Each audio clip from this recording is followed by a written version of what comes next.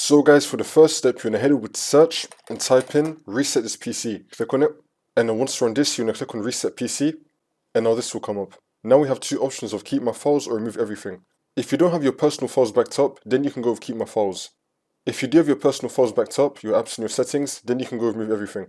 But still, either way, if you do go with keep my files, I would still actually back up your files just in case. For me, I'm gonna go with remove everything. And now you could either go with a cloud download or a local install. A local install is faster and does not require an internet connection, so I'm going to go with that.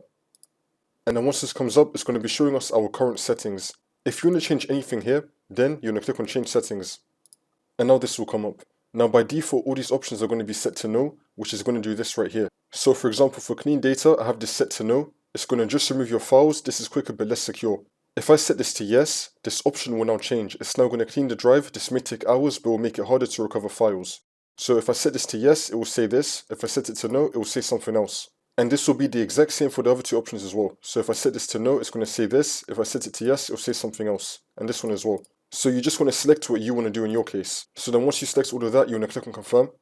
And now we're going to be back here again. So if you're fine with all these current settings that you kept or that you changed, then you're going to click on next. Wait for this to load. And now this will come up. It's going to say ready to reset PC. It's going to be saying resetting will do all of this. There may also be a note down below that you can read right here. It might look different on your screen. So then once you're fine with this, you then want to click on reset, which will then reset your Razer laptop or computer back to factory settings. That's how you do it.